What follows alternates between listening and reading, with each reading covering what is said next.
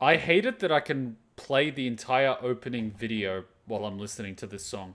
And when it gets to the part of like the future devil just fucking dancing, I'm just like, there's two parts with the chorus. It's the one where he's doing the ball, and then the future demon dancing, and I'm just like, it's so fucking ridiculous. You know why he's dancing? Because he knows how the story ends, and he's not saying shit. And he also knows if the anime gets a season 2, and he's not saying shit. The guy's having a party. The guy's already in the future. Alright, episode 8, The Puppet Master. Oh my god, this is becoming Naruto.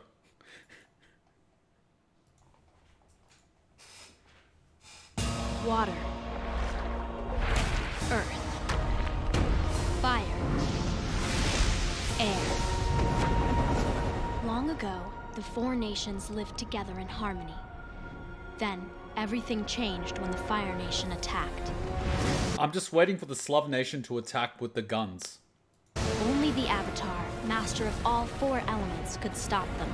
But when the world needed him most, he vanished. 100 years passed and my brother and I discovered the new Avatar, an airbender named Aang.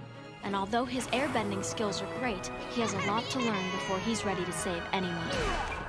But I believe Aang can save the world.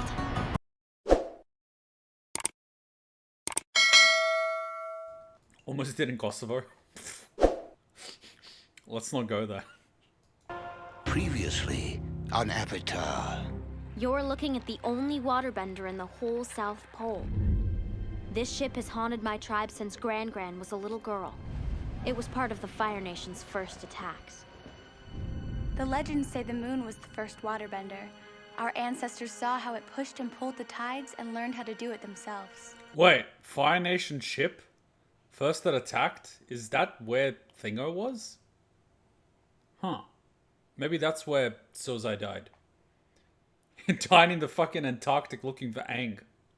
I've always noticed my waterbending is stronger at night. What are you doing? I'm making my own water!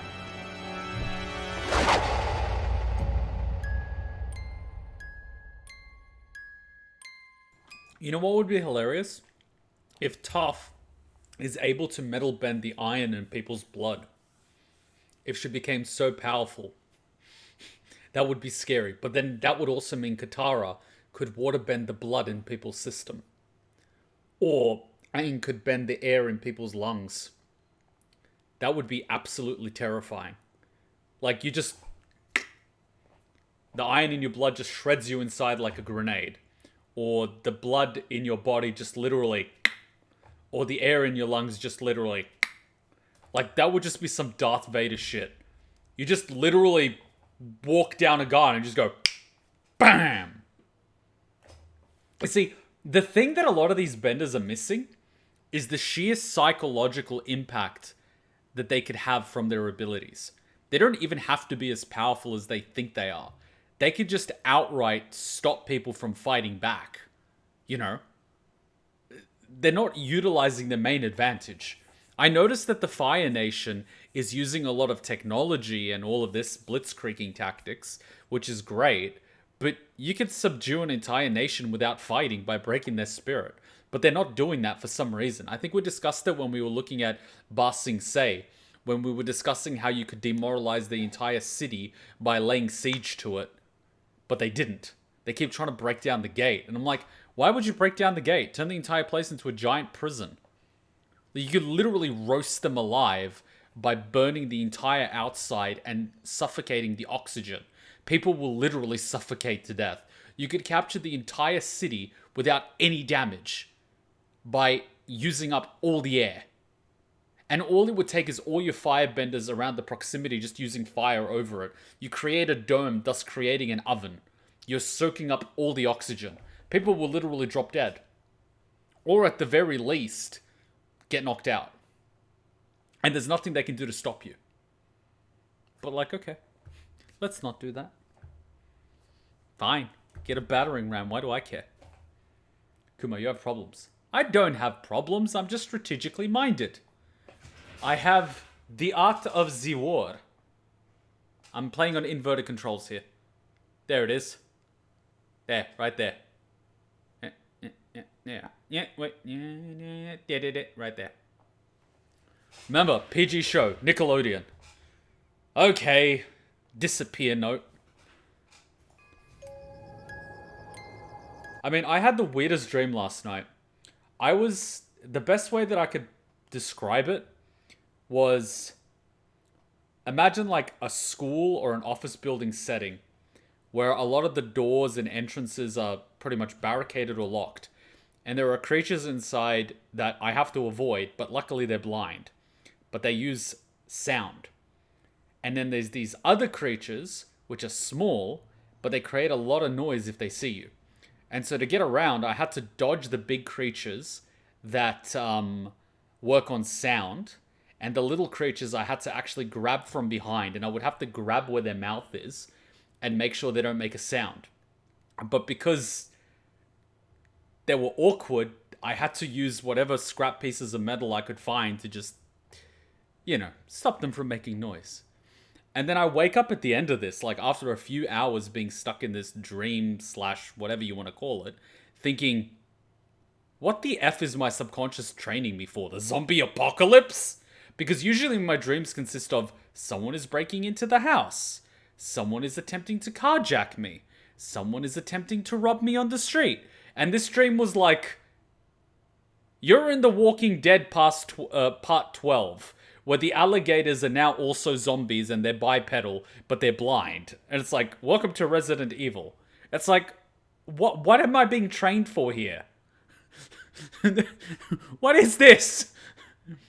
That reminds me, I mentioned I was playing Civilization 6. Yes, you were. And in that, the great people, generals, scientists, and animals and such, some of them can give you great writing or artwork. The first one I got was a great general. And what I ended up getting was The Art of War, great writing. It is the Bible. It is the Bible. If you have not read it, read it. And then if you've read it, read it again so you understand it. I listen to it regularly. I've almost got the fucking thing memorized. And I still think when I listen to it. It is. I get dreams where I'm a detective all the time. My brain is training me for Danganronpa. Yeah, them killing games, man. Meanwhile, I'm being trained for the frickin' apocalypse. All I hear is a giant promotion to read The Art of War. This stream is sponsored by The Art of War. You sound like the gun guy from High School of the Dead. I was that guy in high school. I was basically the weapon analyst back in the day. Back up until like 2012, I was familiar with pretty much every firearm. Up to 2012. Including prototype firearms currently being developed by governments. After that point, I kind of dropped off. I discovered girls. But anyway, I honestly can't tell if that's just some crazy paranoia or something actually is trying to teach you. See, I actually know how my subconscious works. I only lucid dream in nightmares. So when I'm in a nightmare and something's about to become fatal, I realize that I'm actually lucid dreaming. And then I realize that it's a dream. And then I start doing things. But this one time I realized I was in a nightmare. And then the thing that I actually was talking to was my subconscious. And when I realized that and I called that out, I realized that I could wake myself up by closing my eyes and opening them. And then I said, well, I can just wake myself up. And the thing effectively teleported me to my home when I was living in the apartment. So it was my literal apartment. But if I was to walk to the balcony, it would literally just be a blank void. I'm not talking black, I mean blank. Like there's nothing. And I turned around and it basically said, try to wake yourself up. And it just disappeared. And I tried waking myself up by like closing my eyes, opening them. It didn't work. I tried everything I could to wake myself up. It did not work. I was stuck there for weeks. I know I was stuck there for weeks because I basically ended up studying for my upcoming exams. I went through literally everything, all my notes in my, like, I was stuck there for so long, I almost went crazy. My subconscious literally trapped me. My subconscious is a dick. But then when I realized I could do that, I started abusing it for studies. When I was doing my university exams, no, actually, this was university entrance exams. I needed to get into university, so I needed a high score. But being me, I didn't actually pay attention to class. So in about 2-3 weeks, I had to study 2 years worth of high school stuff. So what I ended up doing was micro sleeping. I would sleep for 20 minutes.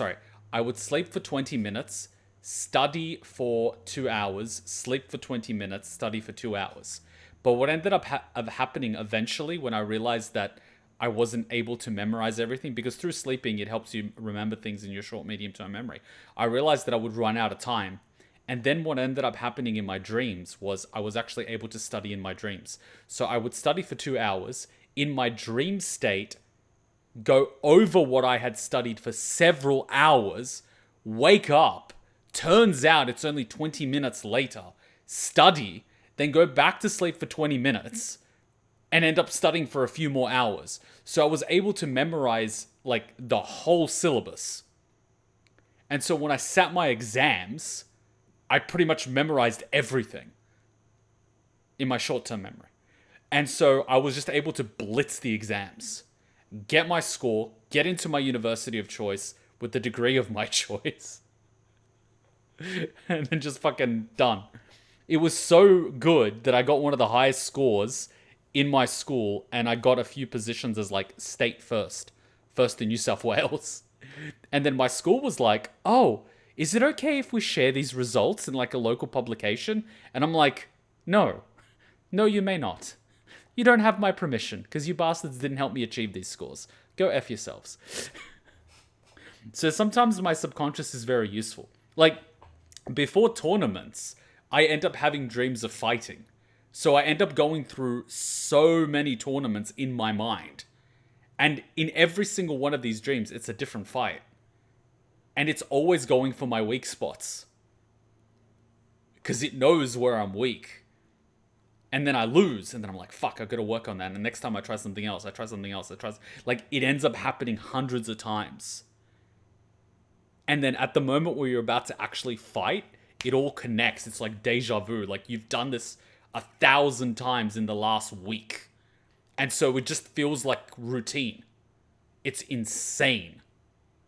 So, like, my subconscious is sometimes useful, but most of the times it's a dick. But the real interesting thing that I find is when I get put in a scenario that's high pressure, it doesn't feel like it's the first time I've done that. I sort of instinctively know exactly what to do.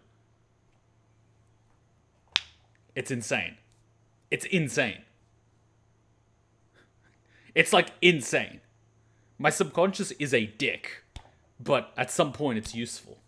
But scares the shit out of me. My subconscious scares the shit out of me. Scary motherfucker. Okay, your mind dreams feels like some Dragon Ball Z time character level stuff. It's insane. Yeah. But anyway, back to Avatar, yeah?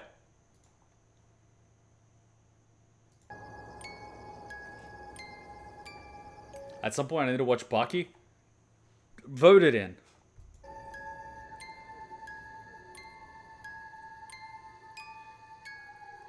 Suddenly they heard something down the hall in the dark. You know, you guys remember that reoccurring nightmare that I had as a kid? That I had hundreds and hundreds of times? The one where I would put my hand in the wardrobe and the thing would grab me. And then I would be screaming for help, and then I would be trying to drag my hand down. And as I got older, I got bigger, I could drag it out more and more and more. And that final time where I could actually drag it out to the living room, and then my parents didn't actually help me. So the next time I had the dream, I literally just grabbed it by the throat and just choked it to death. I reckon that was actually my subconscious teaching me not to run away. Because after that, in all my dreams, I never ran away. Not once. My instinct is actually not to run away. I no longer have a flight response. I do not have a flight response. I get the adrenaline and it's like game time. It's insane. Need to write some of these crazy stories down since they have a lot of unique stories. Yeah. You're lucky we aren't cavemen anymore. I don't know what the hell's up with my subconscious, man, but yeah. I'm convinced your brain is a different sentience. Well, when you really think about it, we are not this. We are the brain piloting a meat suit. You're not the flesh. You're the brain in the flesh. Gilmore, what the hell? You sound more and more like an anime character. People die when they're killed. So my brain's like, don't die. So I'm going to kill you 1,000 ways in your dreams.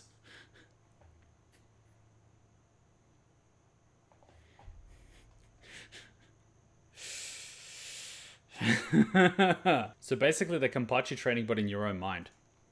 It started happening ever since the war, to be honest. After what I saw as a kid, that's when it started happening. But that's its own thing. Let's not go there. Let's just say that event messed me up in more ways than one.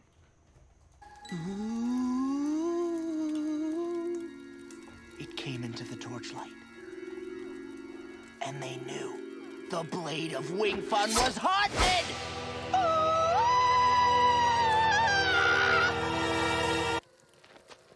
I think I liked the man with the sword for a hand better. Water tribe slumber parties must stink. No, wait. I've got one. And this is a true Southern Water Tribe story. Is this one of those a friend of my cousin knew some guy that this happened to stories?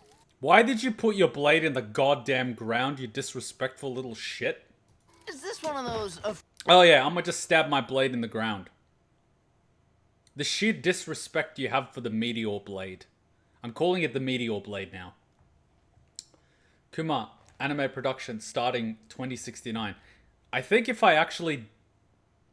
I'm not a storyteller. I'm not a good writer. I could come up with ideas, but someone else would actually have to handle the dialogue. I would not be able to write character interactions. I could probably formulate a character for you and tell you what they would do and say in a certain scenario, but I would not be able to write a script for them interacting with other characters. It's a blade from the Fire Nation. Effort. Bruh. Oh, you know, it's just the blade that you yourself forged with the help of your master that represents your soul. Better disrespect it. You know, that's fancy talk coming from a guy that hasn't actually oiled his blades yet. The sheer disrespect that I'm showing to these blades is a freaking travesty. I had to order these two King Bradley swords from a freaking blacksmith in the US and get them past customs, and I didn't even re-oil them. I am a travesty. The sheer disrespect. Someone out there is weeping. It's like my titanium katana. I'm like, I'm gonna just buy the titanium katana because it's not gonna rust. It hasn't been oiled in like 3 years. Back in the day, I used to oil my normal katana at least once a year. This one is just fucking getting disrespected. It's just sitting here. It's like, you're made of titanium, you'll be fine. It's like, that's not the point. You're disrespecting it, god damn it. Some samurai out there is weeping. Since the sword is made out of a meteor, I guess it's more durable than normal metal. So I guess it wouldn't rust that much. Yeah, but you still shouldn't disrespect it. Oil it, you lazy panda. But I'm fat. I'm so fat I might accidentally eat the oil. Friend of my cousin knew some guy that this happened to stories? No. Did you have the equipment and the powder for the katana? Yeah, man, I've got the whole set. I've even got the whetstones for sharpening it. I've got 12 of them. I actually did it once. It took fucking all day. I'm never doing it again. I did it as like this whole experience, like step by step. It took so long to do. I almost cut my fingers off, man. The guy is just like, yeah, you just do it like this. And I almost fucking cut my fingers off. But I made it sharp. It's fucking razor sharp, man. If you touch that blade, you will literally cut yourself. That's why I don't actually keep it here on display. It is fucking sharp. Like, because when people come over, they're always like, oh, I'll touch the blade to see how sharp it is. The blade of the one that I actually sharpened myself, if you touch the blade, you cut yourself. And it's like the thinnest cut you've ever had. It's like a paper cut. It's like razor. Fucking razor. I keep that shit in the bedroom just in case someone breaks in. They're like, too late for you. I got the sword out of your room. And I'm like, great, now it's a fair fight. On guard! Fucking the Legend of Zorro and all that. I was actually using my offhand. Well, me too. What the fuck? Who does that? Seriously, the old movies were you know what I actually appreciate about the old movies? They actually had to do it in one scene. So the actor would actually practice fencing for months so they could choreograph a scene properly. You gotta respect that. Nowadays, it's a fucking green screen, jump cuts, and an action stand-in. Come on. Back in the day, you had actual actors. You had drama. You know, the actor became the character. He looked like the character. He dressed like the character. He moved like the character. He fought like the character. Nowadays, we just get a stand-in and CGI it afterwards. It's like... It's faker than Western titties. As a British cook once says, a sharp blade is less dangerous than a dull blade. 100%. But I'll tell you one thing, though. If a blade is too fucking sharp, don't accidentally drop it. That's all I'm saying. And if you drop it, do not fucking try to catch it. Jump the fuck out of the way. I had, one of my knives, you guys see them, it's the black high carbon one, and I ended up sharpening that one, and like an idiot, in high school I used to like juggle them in my hand. I wanted to learn how to basically throw a blade in your hand and not get cut, and so I used to do that. I used to basically like juggle it, and like an idiot I got really, what's the word that I'm looking for? My mind's not letting me. Arrogant. And instead of using the throwing knife, which was sharp on the tip, but it wasn't like sharp 100% on the blade end, I started juggling the one that was actually sharp. But I was used to juggling the throwing knife, which was perfectly balanced. You would throw it and like, you know, because it's perfectly balanced, if you throw it the same way, it's going to spin the same way. And then you go throwing a blade that's not symmetrical, not perfectly balanced, that you've sharpened because you think you're top shit. Anyway, I end up throwing it a few times, end up catching it a few times. I think I'm top shit. I ended up missing the catch. It went into my foot. But luckily, it went into my foot like where one of the toes is and the big toe is. And it went into the flesh. But it was such a thin stab that like it didn't actually bleed a lot. All I had to do was put pressure on it. But it just fucking went in like hot butter. Like I didn't even feel it. I was like, fuck! And then I just like pulled it out really quickly. I'm like, am I cut? And then like a few seconds later, slowly blood started coming out. It was like a paper cut.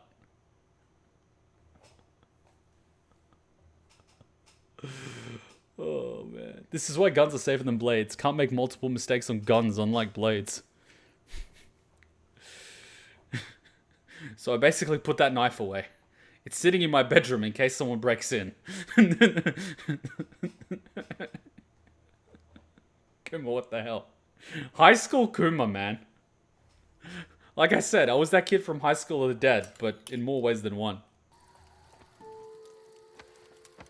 One winter, when Mom was a girl, a snowstorm buried the whole village for weeks. A month later, Mom realized she hadn't seen her friend Nini since the storm. So Mom and some others went to check on Nini's family. When they got there, no one was home. Just a fire flickering in the fireplace. While the men went out to search, Mom stayed in the house. When she was alone, she heard a voice. It's so cold, and I can't get warm. Mom turned and saw Nini standing by the fire. She was blue, like she was frozen. Mom ran outside for help, but when everyone came back, Nini was gone. Where'd she go? No one knows. Nini's house stands empty to this day. But sometimes people see smoke coming up from the chimney, like little Nini is still trying to get warm. Bruh. Wait! Guys, did you hear that? I hear people under the mountain, and they're screaming. Nice try. No, I'm serious. I hear something. Guys, who decided to fucking spend a night in the suicide forest? You're probably just jumpy from the ghost stories. It just stopped. All right, now I'm getting scared. Hello, children. Oh no, it's Hillary Clinton! Sorry to frighten you. Oh no, it's Hillary Clinton! My name is Hama. You children shouldn't be out in the forest by yourselves at night. I have an inn nearby. Why don't you come back there for some spiced tea and warm beds? Yes, please. I never accept a drink from a stranger.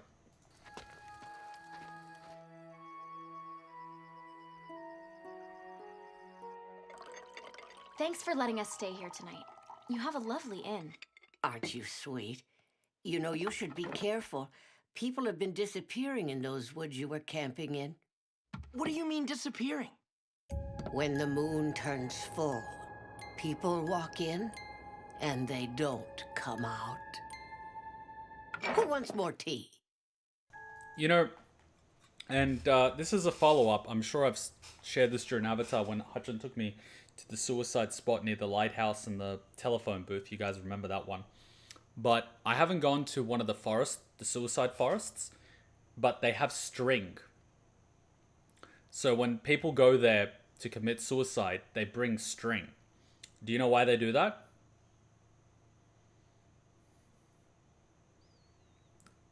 In case they change their mind. That's what I find fascinating about Japanese culture. They're at the point that they're managing evil spirits.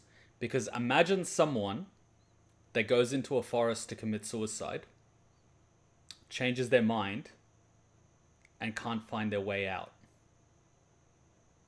Imagine the amount of negative energy that spirit would have.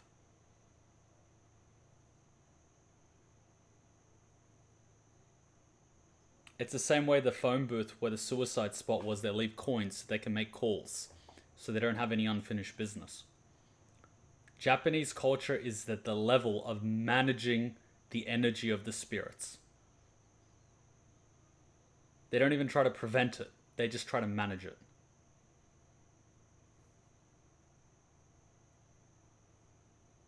That's how in tune they are with spirituality. It is eerie. I actually want to go to a suicide forest just to feel the energy of the area, because the suicide spot Hutchin took me to without telling me was so fucking quiet. Like, there was nothing. It was scary how quiet it was. So I want to check the... Like, I can feel the vibes when I go somewhere. Like, I was... You guys are going to find this funny. We went to Oppa's house for the first time. His parents bought a house. And his house basically... It's like... How do I describe this? His house, you basically get off the main road into the street. But the street is effectively little streets, almost like Disneyland, and it's all little houses, and it has like a little roundabout and little houses and all these other things. And so we got invited there because all those houses basically have like a big pool and a big barbecue area that they share. So like there's like 20 or something houses there, but they all basically share the barbecue area and the pool. And it's summer, and so I'm like, yeah, sure, I'll come along. And so we stop over at his place. And, you know, we're all welcomed inside and stuff. And it's my first time being there. And then I'm just like... you bought this house? And they're like, yeah, my parents got the house. And I'm just like, what happened here? And it's like, what do you mean? And I'm like, I can sense something in the living room. Because you get into the house and on the left is the living room. And then he just basically like looks on the side. The people walk away. He comes close to me and he says like... They got the house cheap because someone was murdered here. And I'm like, was it in the living room? And he's like, I'm not sure, but I'll look it up. Person was murdered in the living room. They were in the bedroom. They got attacked. They got injured. They tried to run away. They made it down the stairs. Ended up tripping again at the bottom of the stairs. Started crawling. Ended up getting stabbed in the living room. the sheer amount of fucking negative energy in that room was fucked.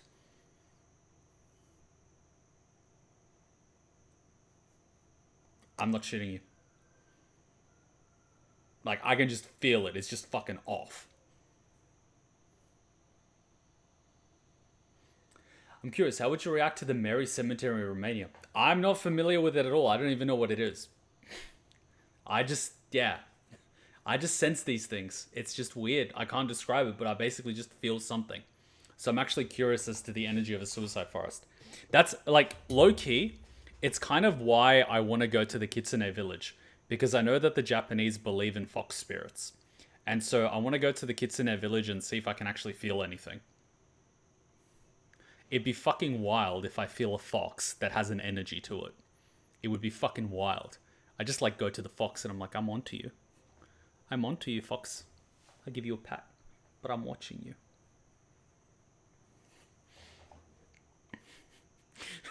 Imagine being a Japanese fox spirits and some Rokugaijin is just like, I'm onto you in English, and the fox spirit's like, Nani?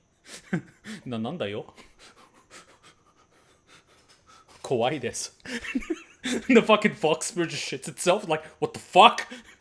This white boy's onto me. My cover's blown. Like, here's an epitaph. Under this heavy cross lies my poor mother-in-law. 3 more days would she have lived, I would die. And she would read this cross. You who here are passing by, not to wake her up, please try, 'cause if she comes back home, she'll scold me more. But I will surely behave, so she'll not return from grave. Stay here, my dear mother-in-law. Ha! You got me till the end. Maybe it turns into a woman, you marry it. Yeah, but if you know that they're a fox spirit, they'll run away. Commit to the fox. I'm onto you, you cheeky little cunt.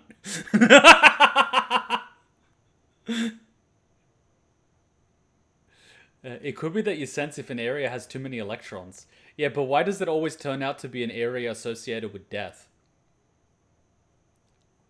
Fox spirit, crap, the white boy's onto me. And why the hell are you patting me?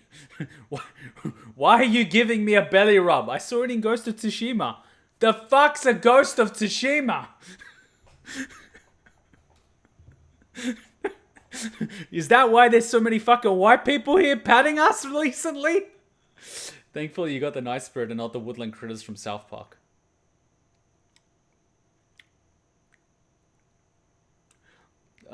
Satanism is a, let's not go there. That's a very dark rabbit hole. So how does the string help you navigate out of the forest? You follow the string to back from where you came. Like, you leave the string while you're walking. And if you want to go back, you just follow the string. How long would that string have to be? Hopefully long enough not to run out. But yeah. Fun shit. That was my first thought, but that would require so much string. You're better off having the string and not needing it than needing it and not having it. Would there be a point where there are so many abandoned pieces of string that someone can lose track of theirs? Well, they would be holding their string. So as you're walking back, you would be rolling it again. It reminds me of when I was a kid. I was playing in one of the bedrooms. And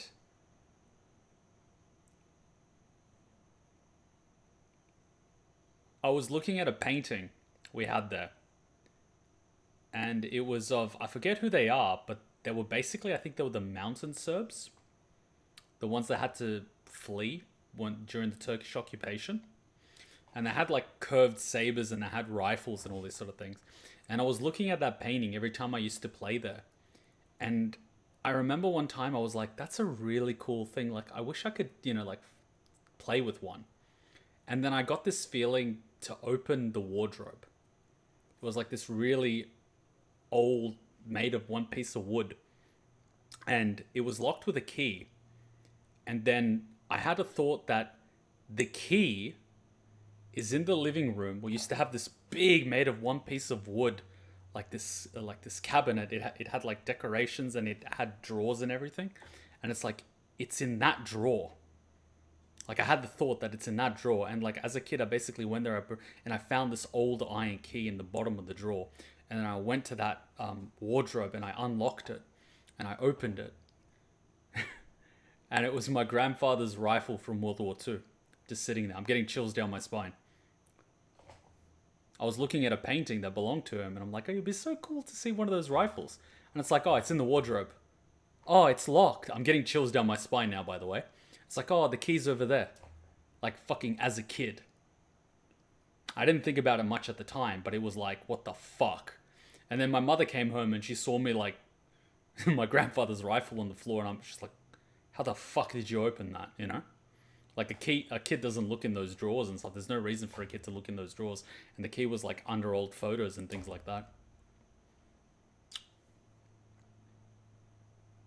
I'm named after him. And apparently I look like him. Like, if you look at old photos of him, I look exactly like him. It's insane. He was born 2 days after my birthday. And he died before I was born. And I look like him. It's insane. Like, insane. You look at his baby photos, he looks like if you take my baby photo and his baby photo, you would think it's the same kid. Apart from the fact that my photos were color and his were black and white, but you get my point. Like, the hair and the facial structure is like fucking identical. And you look at some of his photos, it was just insane. Like, you look at his photos of when he was like a late teenager, and I'm just like,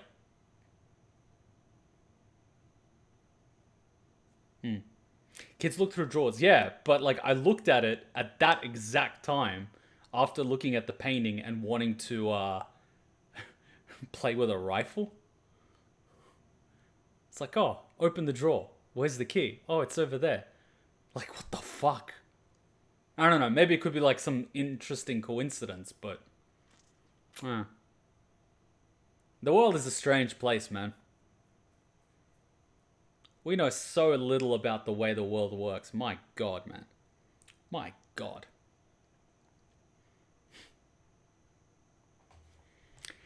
Anyways. Back to Hillary Clinton and the children. Don't worry, you'll all be completely safe here. Why don't I show you to your rooms and you can get a good night's rest?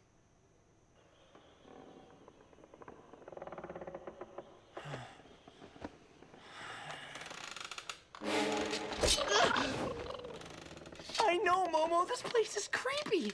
I don't know if I'm gonna be able to fall asleep. That didn't take long.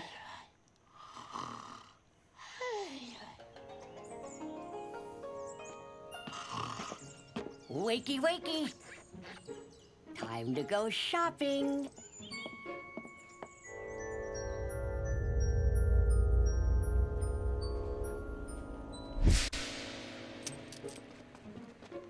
That Mr. Yao seems to have a thing for you. Maybe we should go back and see if he'll give us some free Komodo sausages. You would have me use my feminine charms to take advantage of that poor man? I think you and I are going to get along swimmingly. Oh my God. Okay, Kuma. Are you sure you're not an anime protag with all the crazy stories you've gone through? It's like if you were in an anime, would probably be watching your life before something big, but now we're being told back to the beginning of your life and the crazy stuff you've been through. Because your destiny was to become American and it was robbed from you. Easy answer. Instincts of a Slav. You might also just be jumbling memories together. Happens all the time. Yeah, well, the way humans remember things, they remember the last time they remembered it. And their memory is just basically like bits and pieces and then they string together stuff. It is very possible. That's why I never put too much weight on one memory. But when shit starts happening more than once, then I start asking questions. You won't have any ash bananas till next week? Well, I have to send the boy to Hinghua Island to get them, and it's a 2-day trip. Oh, right. Tomorrow's the full moon.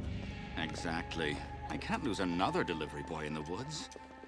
People disappearing in the woods, weird stuff during full moons, this just reeks of spirit world shenanigans.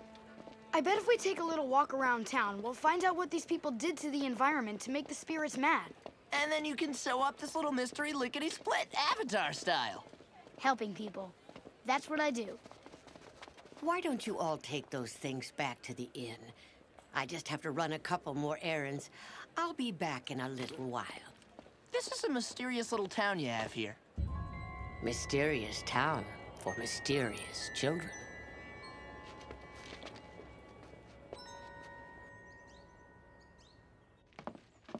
That Hama seems a little strange. Like she knows something. Or she's hiding something. That's ridiculous. She's a nice woman who took us in and gave us a place to stay. She kind of reminds me of Gran. But what did she mean by that comment, mysterious children? Gee, I don't know. Maybe because she found 4 strange kids camping in the woods at night? Isn't that a little mysterious? I'm gonna take a look around. Sokka? Sokka, what are you doing? You can't just snoop around someone's house. It'll be fine. We could be home any minute. Sokka, you're gonna get us all in trouble. And this is just plain rude. I'm not finished yet. Always trust your first instinct. It saves you from serial killers. 100%. That survival instinct has kept your bloodline alive for generations. It's been honed. You should listen to it. Come on! Okay, that's pretty creepy. So she's got a hobby. There's nothing weird about that. Sokka, you've looked enough. Hama will be back soon. Just an ordinary puppet-loving innkeeper, huh? Then why does she have a locked door up here? Sasori, is that you? Probably to keep people like you from snooping through her stuff. We'll see. It's empty except for a little chest. I played enough Elden Ring to know that's a bad omen. Maybe it's treasure. Sokka, what are you doing? You're breaking Okay, now he's using it as a fucking lockpick. This is the utter disrespect. into a private room. I have to see what's in there. Please don't all enter the room. You're just asking for that door to slam behind you. Shouldn't be doing this. Maybe there's a key here somewhere. It's one of those old school things. You gotta, like, twist the thing and press the thing. Oh, hand it over.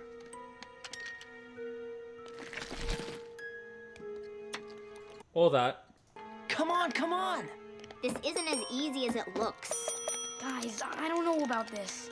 This is crazy. I'm leaving. Suit yourself. Do it, Toph. I'll tell you what's in the box.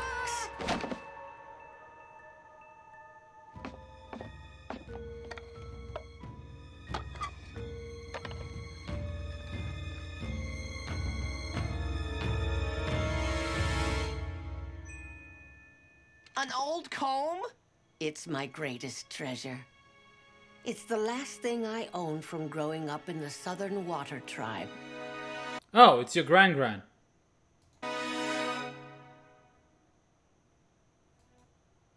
Is it? You're from the Southern Water Tribe? Or is it your mother? Oh, it's your mother. Just like you. How did you know? I heard you talking around your campfire. But why didn't you tell us? I wanted to surprise you. I bought all this food today so I could fix you a big Water Tribe dinner. Of course, I can't get all the ingredients I need here, but ocean kumquats are a lot like sea prunes if you stew them long enough. Right. I knew I felt a bond with you right away. And I knew you were keeping a secret, so I guess we're both right. But I'm sorry we were sneaking around. Apology accepted. Now let's get cooking. Wow, they really know how to write a creepy episode. The writers did really well. Yeah, we're just gonna add a layer of horror and mystery and suspense to this children's show. Well played.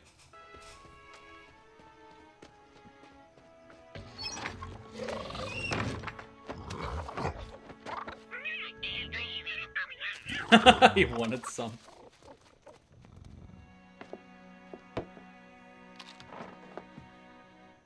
I'd steer clear of the sea prunes. I thought they were ocean kumquats. Close enough. Who wants 5 flavor soup?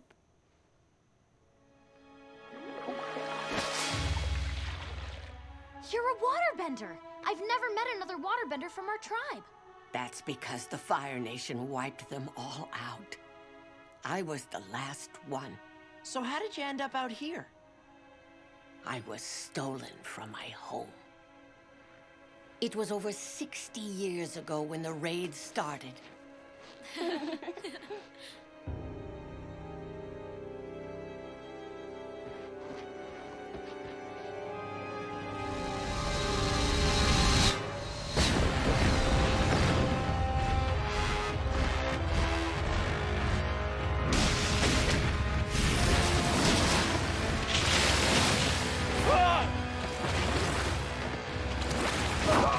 They came again and again, each time rounding up more of our waterbenders and taking them captive.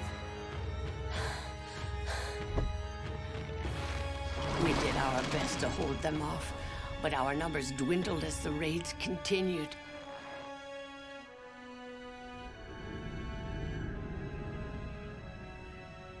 Woof. Finally, I too was captured.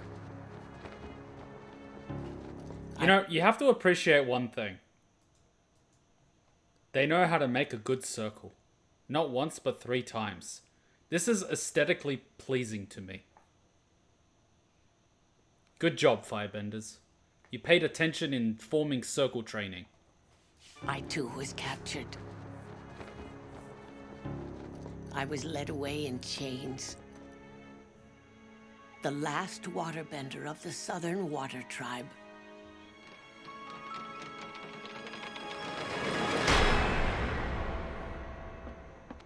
They put us in terrible prisons here in the Fire Nation. I was the only one who managed to escape. How did you get away? And why did you stay in the Fire Nation? I'm sorry. It's too painful to talk about anymore. We completely understand. We lost our mother in a raid. Oh, you poor things. I can't tell you what it means to meet you. It's an honor. You're a hero.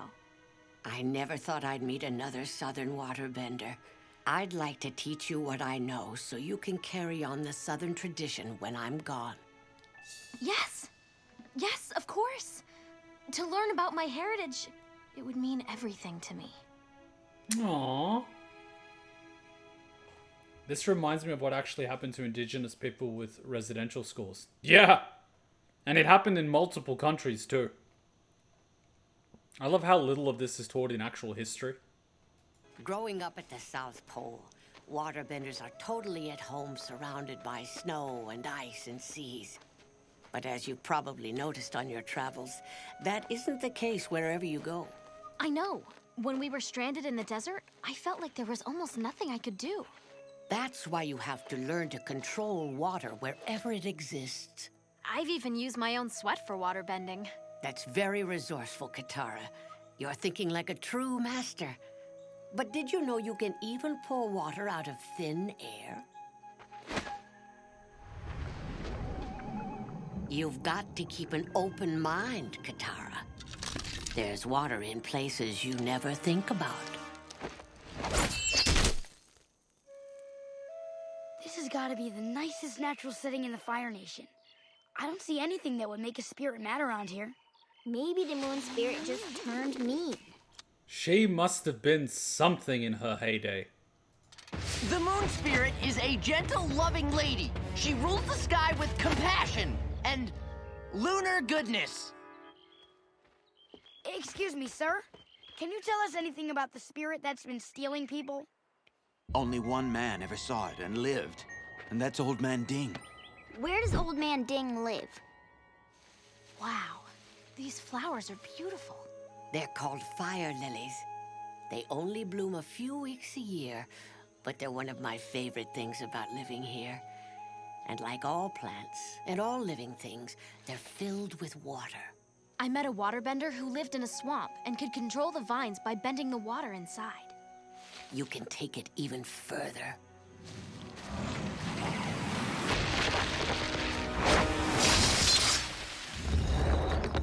That was incredible! It's a shame about the lilies, though. They're just flowers. When you're a waterbender in a strange land, you do what you must to survive. Holy shit, she's learning the dark side of waterbending.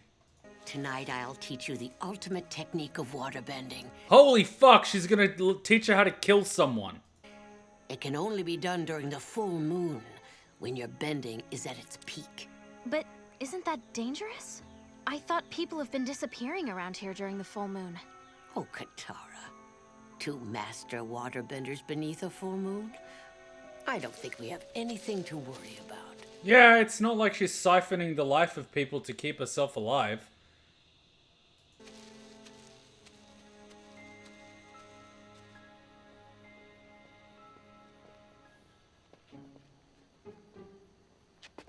Old Man Ding? Huh? Oh, dead, blame it. Oof. What? Can't you see I'm busy? Got a full moon rising. And why does everyone call me that? I'm not that old. Well, I'm young at heart. Not ready to get snapped up by some moon monster yet, at least. We wanted to ask you about that. Did you get a good look at the spirit that took you? Didn't see no spirit. Just felt something come over me, like I was possessed. Forced me to start walking toward the mountain. I tried to fight it, but I couldn't control my own limbs. It just about had me into a cave up there, and I looked up at the moon for what I thought would be my last glimpse of light. But then the sun started to rise, and I got control of myself again. I just hightailed it away from that mountain as quick as I could. So she's starting to control the water in people's bodies to control their limbs like puppets. Meat puppets. Katara, learn the meat puppet jutsu. That way you can control the entire firebender army and force them to attack each other with their own techniques. It's like decimation, but instead of 1 in 10, it's like 1 in 2. And then the survivors decimate each other. And then the survivors decimate each other. And then if you're a shipper, you force the remaining survivors to kiss each other. Why would a spirit want to take people to a mountain? Oh no! I did hear people screaming under the mountain. Oh god! The missing villagers must still be there. Oh god! I forgot about that!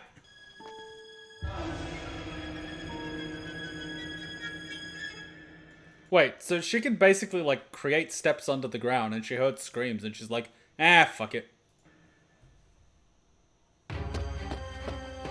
So old Gran is slowly siphoning and killing villagers that were the soldiers that attacked her village back in the day. And thus we enter the moral question of, do you kill them for what they did previously in their youth, or do you learn to let go? How much you want to bet that we're all previously soldiers? Gran's a Nazi hunter. I can hear them. They're this way. Oh no, they're slowly suffocating due to lack of oxygen. Can you feel the power the full moon brings? For generations, it has blessed waterbenders with its glow, allowing us to do incredible things. I've never felt more alive. At what point do we start running? This is the place. I can't see anything down there. That's why you have me. Let's go.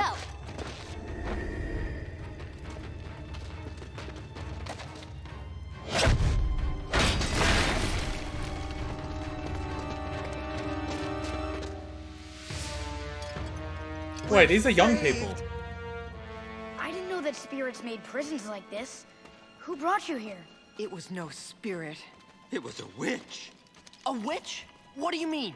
I told you it was Hillary Clinton. She seems like a normal old woman, but she controls people like some dark puppet master. Hama! Yes, the innkeeper. I knew there was something creepy about her! We have to stop Hama! I'll get these people out of here. You go. The cat owl.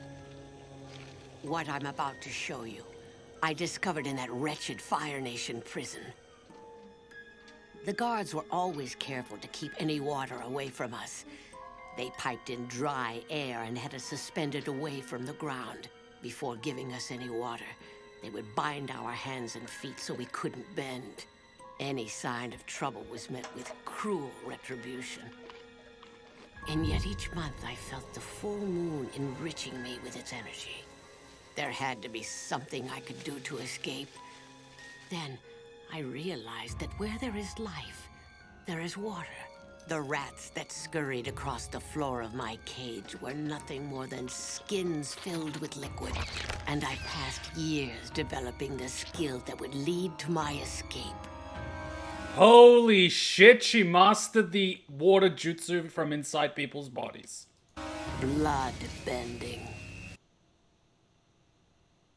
Tell me more. Controlling the water in another body. Enforcing your own will over theirs. Once I had mastered the rats, I was ready for the men. So she's basically a serial killer.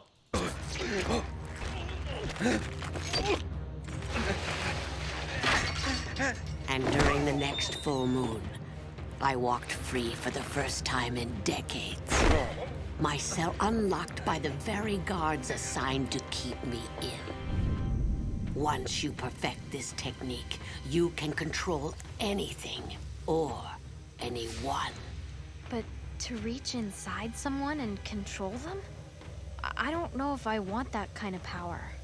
The choice is not yours. The power exists. And it's your duty to use the gifts you've been given to win this war. Katara, they tried to wipe us out, our entire culture. Your mother. I know. Then you should understand what I'm talking about. We're the last waterbenders of the Southern Tribe. We have to fight these people whenever we can, wherever they are, with any means necessary. It's you. You're the one who's making people disappear during the full moons. They threw me in prison to rot, along with my brothers and sisters. They deserve the same. But did you rescue the other people, or did you just walk out by yourself? Because, like, you can't be like, they left us there to starve and rot, but then just walked out by yourself and not rescuing any of them. That kind of, you know what I mean? Like, that's not cool. She was the only one left. So the rest all died? So Kuma, have you actually seen this episode? Because this is quite the coincidence that you talked about it from the beginning of the episode. I haven't. I just figured, why not? They did it in X-Men. You must carry on my work. I won't. I won't use bloodbending, and I won't allow you to keep terrorizing this town. I'll use bloodbending. Fuck it, I'll use metal bending. I'll use airbending, I don't give a fuck. Just give me power.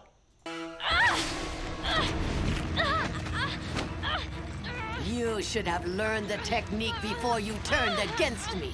It's impossible to fight your way out of my grip. See, it is the way of the Sith. I control every muscle, every vein in your body.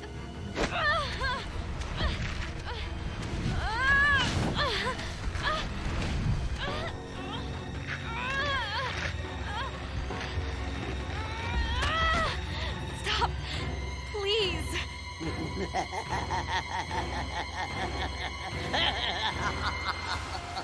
See, Hillary Clinton.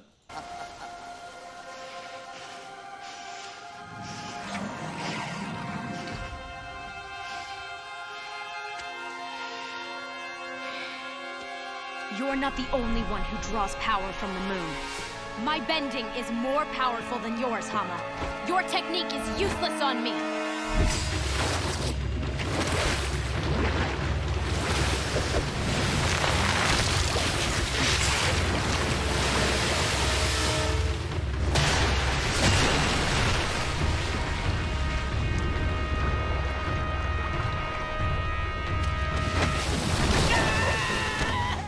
No! Make all the little things into like blades from all different angles and just like skewer her. Right, kids show. We know what you've been doing, Hama. Give up! You're outnumbered. No. You've outnumbered yourselves. Damn it, they're getting Psycho Mantis.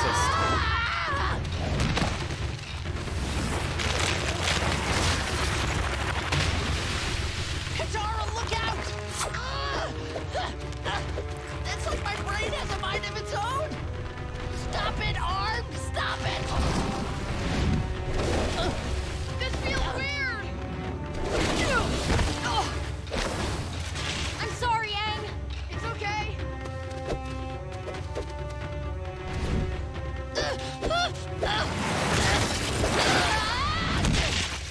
So, if Katara is immune, then why isn't the Avatar immune?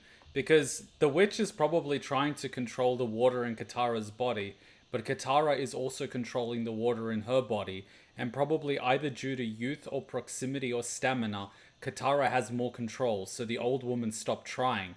But with Aang, Aang doesn't actually realize what's going on, so she's easily able to manipulate the water in his body. And because he's not expecting it, he's not actually fighting back. Anyway, that's my interpretation. Or it could just be a fucking kid's show. Don't hurt your friends, Katara. And don't let them hurt each other.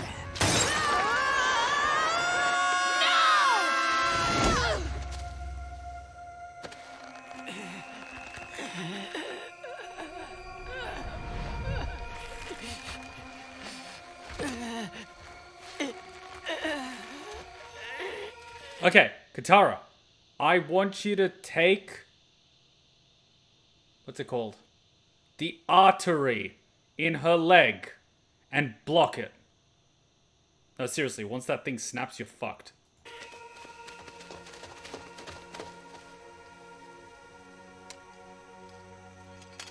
You're going to be locked away forever.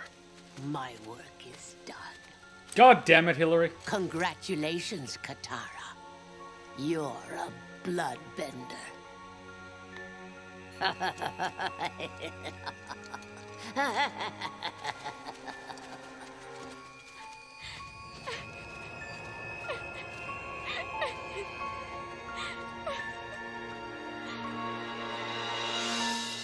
I mean, I thought bloodbending would just become the next stage of control. If you're able to get water from the air, you're able to control water on a much smaller level. You know, going from big bodies of water to controlling water in air, that's like massive. There's no reason why bloodbending would be difficult. You just have to control it through flesh. But how is that different from controlling water that's inside a jar? It's probably just people never considered it. Did you notice Katara was not just using water bending stances and techniques, but also air and earth bending stances and techniques? For example, that part where she blocked the water, that's an earth bending stance. Well, she does have a master earthbender around her.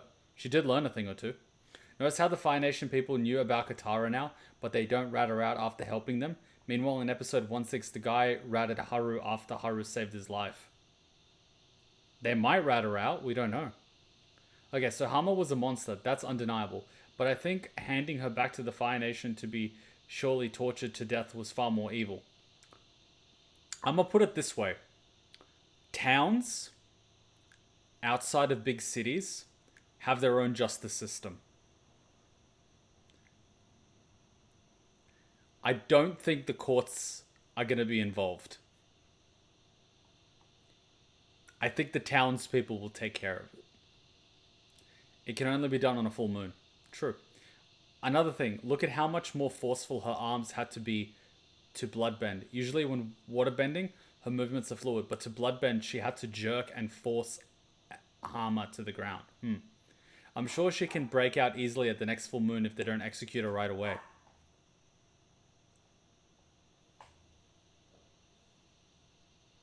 You guys are gonna hate me for this. Break her hands. From the style of bending to chi blocking, when you learn its properties, a whole new world exists. I mean, it's just momentum, but you're using the elements rather than using the momentum from bodies and projectiles. Yeah, we've seen that some Fire Nation people don't obey the Fire Nation completely, like the Master who gave Sokka his sword. I, this is a sort of, I was actually thinking about this during the day.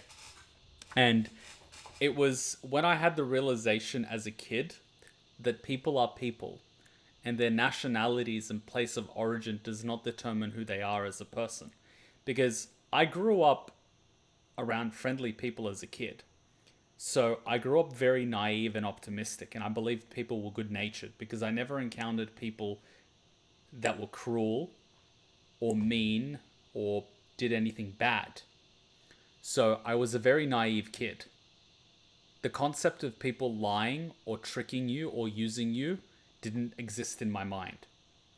Then I was effectively airdropped in Australia, in the western suburbs where there were migrants from a lot of different countries, and picked on as a kid and all this other stuff. And so I had to go through that whole experience and sort of toughen up a little bit and learn that you occasionally have to stand up for yourself. But then, like, after primary school and high school and turning into a feral kid, I was airdropped into a Orthodox high school filled with Serbs, Greeks, and Russians.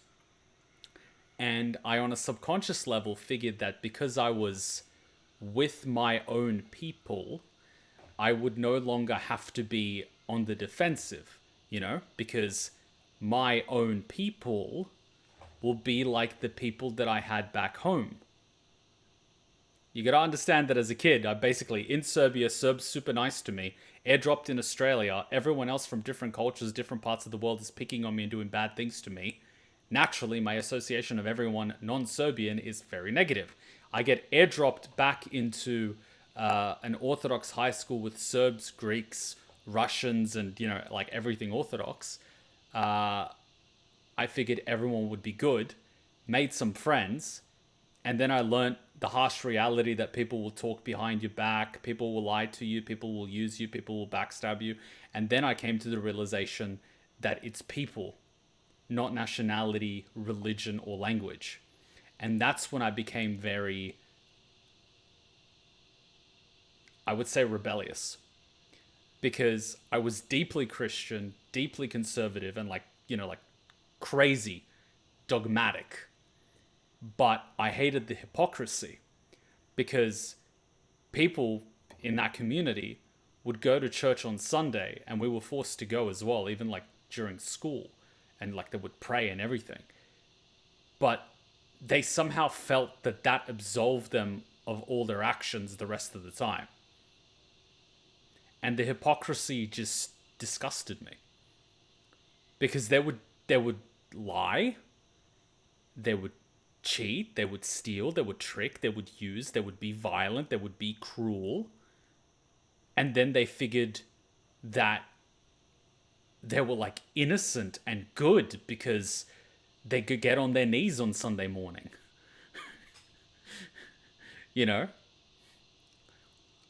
Then I had my whole thing.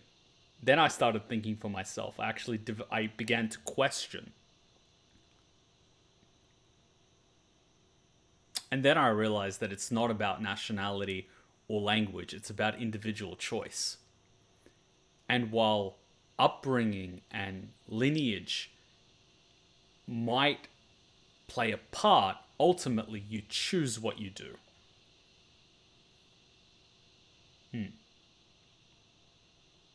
And then I realized it's choice. And from there you can see people's character. From there you could see who is who.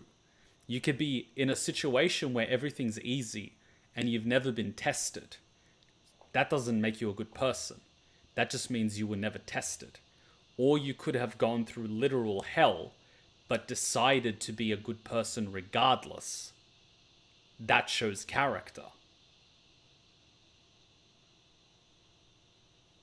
What color you were born, what language you spoke, where you were from, none of that matters. What matters is your decisions. And yeah, people can change, people can learn, people can improve, people can get worse. But ultimately, each human is responsible because they choose. And based on that, you can judge them. And then everyone goes back to the defensive response of, you can't judge me. Well, you can. and you were found wanting. I don't have to do anything about it, but I can still judge that I don't want anything to do with you. Did you take the wine from a teaspoon too at church? We had like from the chalice, which was the wine, not from a teaspoon. It was from the chalice, and you would like take a sip. It's church, so like taking a sip of wine is cool. For God, for Jerusalem, I'll harvest your kidneys. Some medieval European in the Dark Ages. Yeah, well, my favorite part is how people use religion as an excuse and as a shield for their lack of character. Oh, you know, what evil spirit possessed me to do such things? Oh yeah, fucking evil spirit did it. Oh, may God be merciful for all these horrible things happening to me. It's like, no, it's your lack of foresight and planning. Everyone's so quick to ask God for help. Here in Romania, I got it from a chalice, but given from a teaspoon. Fair enough. As I heard from many Polish people, that probably extends to many Slavs. Polish people are assholes. Well, it's a mixed bag. Like, you can get good people and bad people from anywhere.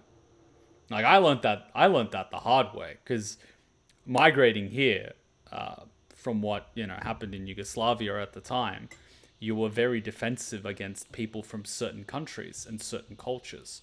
And then I was thrown into an environment where there were people from certain countries and cultures that treated me very poorly, and that made me even more defensive because I had reason to be defensive because they would beat the living shit out of me. And so when I grew up later, that carried over. And so when I would go into society and there would be people from certain cultures and certain places and they looked a certain way and they spoke a certain language, I would automatically associate it with negative things, right? And then if someone from that part of the world that spoke that language or looked a certain way was treating you nicely, you would think, what's the trick? What are they trying to do? And so I actually learnt that there can be good people from anywhere. And I literally had people teach me that by giving a good example and not being assholes. Even though I was probably very poorly socially conditioned at the time, but they didn't hold it against me. So like, yeah. And oddly enough, these people were non-Orthodox and in many cases non-Christians. And in many cases, a lot of the people in the Orthodox community of which I was a part of growing up would probably detest these people because some of them were, like their life decisions were not the same as theirs in terms of who they spent time with. And some people were of a different religion. And some people were of a different color and a different language and a different creed. But it turned out they were nicer to me than the people from my own community that was supposedly so holy and good and righteous and all this other shit. So I learned the judging of character. But bringing it back to Avatar, can you really blame the girl whose home was attacked by the Fire Nation? All her friends were killed or captured, that was then imprisoned, kept in a cage with her friends dying around her, and that barely escaped by using an ability. Sure, she's a monster, but she was born a monster. She was created. Now, the surprising thing I found was that in her story, she didn't kill that guard. She could have very easily siphoned all the water out of him and just used it around her. And just like built up this whole puddle of water with her and just fucking slaughtered every single guard. Maybe she did. Maybe they toned it down for Nickelodeon. But an innocent kid taken from her home, put in a prison that escaped, might be a monster, but a created monster. And I would argue that any of the guards that she killed on the way out were not innocent. They were her wardens, who kept a kid caged underground, imprisoned, just to suffer and starve to death. She wasn't a kid, she was an adult at the time. Kid, adolescent, young adult. in a war that she did not want to be a part of, with her friends and family being captured and killed beside her, held in a prison for God knows how long. Bakuma, the Fire Nation wants to improve everyone's lives. They are the heroes. They are liberating the nations from themselves and their natural resources, mostly oil and gold, and on occasion uranium, by bringing them freedom and McDonald's and Coca-Cola. Yeah. And we wonder why people hate the fucking Fire Nation. I wonder why. But it also shows that not everyone from the Fire Nation is a bad person. Like all things, there are good people and there are bad people. But we see that from the school system in the Fire Nation itself, it's indoctrination from the grassroots. They're indoctrinated with nationalism. And it's reminiscent. I'm not an expert on like Japan back in the day, but it's reminiscent of what they did in Japan, of what they did in Germany and other countries like that back in the day, of what they did in Russia back during the Soviet Union.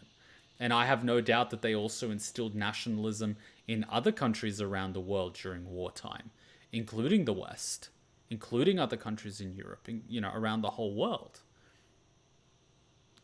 Only recently do we have the internet where we can actually communicate and get information. Before then, they can control the text and literature available. They could shut down the press that they disagreed with. The radio waves were bombarded with propaganda. So it's a situation in which people of the Fire Nation are indoctrinated with these beliefs. And so they're created to become a certain way. And it makes it less likely that they would treat non-Fire Nation people nicely. Yeah. It's sad. Like, that's the sad part. Fire Lord Sozin, we're improving your lives, so let me get you resources. Let me get your resources. There's a verse in the Bible that said, Maldito si el hombre que confie en otro hombre. In English is, cursed be the man that trusteth in man. I live by that.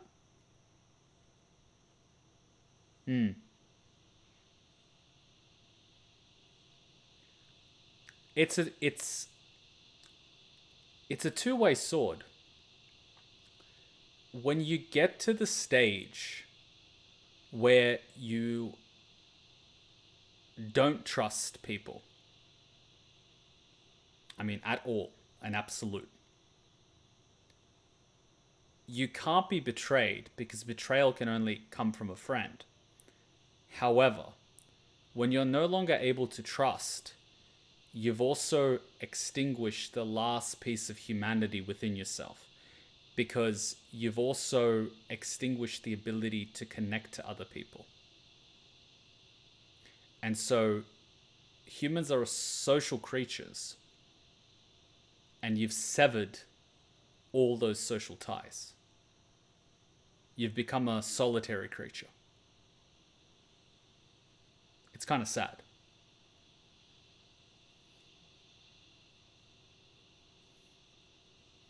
That's the way I interpret that. Cursed be the man that trusteth in man. Like blindly trusting, it's basically a curse. Somehow little Mickey Boy is still fully biased to the West despite so many informations available. The grass is always greener from the other side. And I can't pretend like I wasn't biased when I was young. I probably am still riddled with biases. But I was a lot more biased as a kid. Because I heard certain things. I experienced certain things. They matched up. And so I extrapolated those two things across the entire population of the planet. And it made sense because I heard this, I experienced this, therefore that means this. In the logic of a child, it makes perfect sense. I hear these people are cruel. These people were cruel to me. Therefore, these people are cruel. Because I viewed everyone as a group rather than as an individual. It's not accurate. Like, imagine you lived with Jesus or some good people who lived back then who were about as rare, but it's still possible. I've seen humanity in the most unlikely places, and I've seen, I don't want to call them monsters, but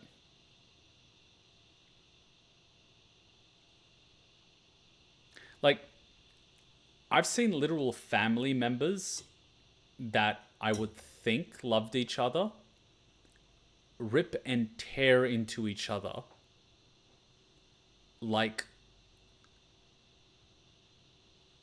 crows fighting over a carcass when someone dies and inheritance is on the line. People that are supposedly good, kind, Christian, honest, and everything, boop, someone dies, boop, inheritance up for grabs. It's like a fucking battle royale. Who can grab the most meat from the carcass before it rots? Before the body's even in the ground. And the way they justify it is oh so interesting. It's oh so interesting. The way they rationalize to themselves that it's right that they should get this and they should get that. So, and then I've seen people that don't have much, that open their doors to other people and, you know, like offer them the world. They offer them what they have, whether it be food, drink, shelter, you know? So I've seen like the goodness in people too. Character and decisions are what really matters, not individual circumstance. The world's an interesting place. But that being said, I don't trust many people. I'm very slow to trust. I am very, very, very slow to trust. Like, fucking very. You know, even with people that I've known for more than half a decade, at the back of my mind, I have checks and balances. But I'm also the type of person that if you accidentally give me too much, I'll tell you that you gave me too much. You know? So it's like a very strict, like you play by this rule, someone fucks you over, cut them off completely, sort of thing.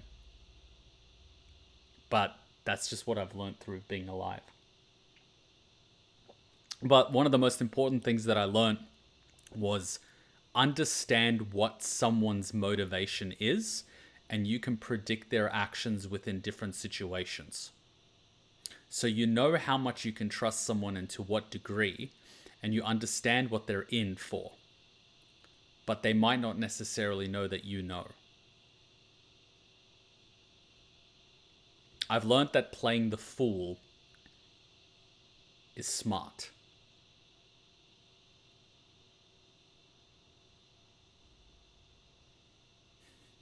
So I'm a bit of an idiot. I say a lot of stupid shit. I meant that in the way that I don't trust, just that I am very cautious or careful. Yeah, you fucking should be. Everyone should be cautious and careful and aware and start questioning things. Please, do. Don't get into the van just because the old guy's offering you a piece of candy. Please, for the love of God. I just always assumed that everyone secretly hates me and that they're making fun of me. When you know you gotta go stupid again. You're all schizophrenics. Paranoia is an incredibly scary thing. It is absolutely terrifying. I would not wish that on many people. Because it is an absolutely terrifying experience. That's all that I'm saying. It is fucking terrifying. When you start interpreting things in certain ways that simply aren't that way, and you're stuck in your own mind, you're fucked. People that are suffering from that, Jesus Christ, I wish you able to get through that, because that shit is fucking scary. Terrifying. Fucking terrifying. You think it's bullshit until you experience it, and you're like, oh, fuck, I know what this is. You know what it is, but that doesn't make it any better. And then your mind starts playing tricks on you. Fucking hell. You do not want to be there. You do not want to be there. Anyway, let's take a quick little break and we could probably fit in one more episode. Oh yeah, my friend in Chinese, his grandmother from mum's side passed away and she promised to give land to my friend's mum, but his aunt kind of swooped in and sweet talked her into getting more of the estate and split it with an uncle. The aunt and my friend's mum got into it over that. Court and shit after friend's mum took care of grandma when she was in need of care. Caused a huge rift in the family, and if you know how important real estate is in China, yeah, it's a big deal. It is. I've also seen there was a Serbian lady that I knew. She was a friend of my father, and she was a sweet lady. She was a difficult lady, but she was a sweet lady, you know, kind-hearted. She was a difficult person to be around, but she was a nice person. Anyway, she helped her sister's son migrate to Australia by giving him, like, she sponsored him for a visa, gave him a place to stay and all that sort of stuff. And she made the mistake of making him her power of attorney, which is basically your legal representative. He can make legal decisions on her behalf.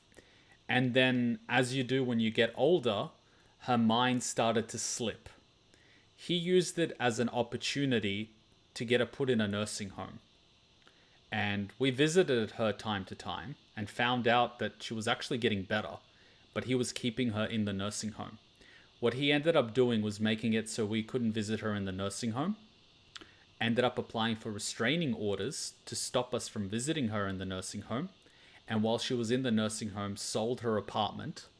So when she died, he basically siphoned the money out of the estate, so there was nothing left. He literally locked up the woman in a nursing home until she died. She literally died because she was lonely. She died from depression.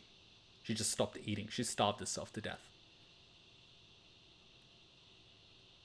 That was his auntie. For, at the time, it was like $1.5 million apartment.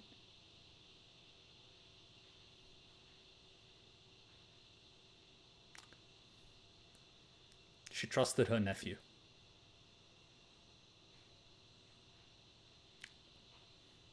She trusted her nephew.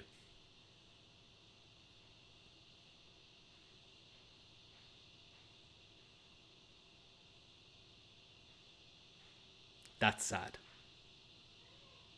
That is fucking horrible.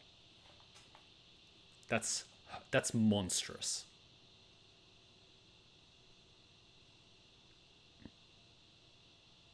Like, he would have probably gotten the apartment anyway. But that's not the point. The point was he saw an opportunity and he took it.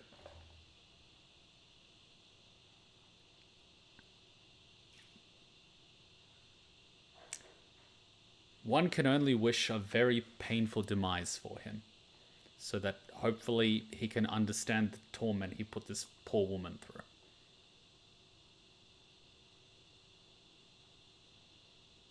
But the world is not necessarily sequential.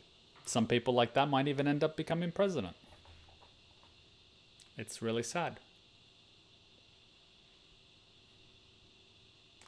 Another example of people not inherently good for belonging to a certain group, even family. Family is always an interesting concept. I always put my guard up when someone uses that whole family angle. We're family. We're family. Funny how I haven't seen you for a while, but suddenly when you need something, we're family. Sometimes it's good to be the idiot. Sometimes it's good to be the fool, you know? People like to explain things in very simple terms.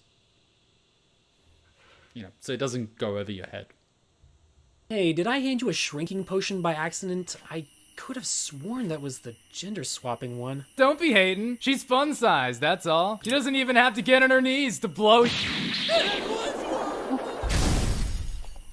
You want to add anything to that conversation? Nope, I'm good. In fact, I think your new size makes you an even more formidable and stealthy ninja.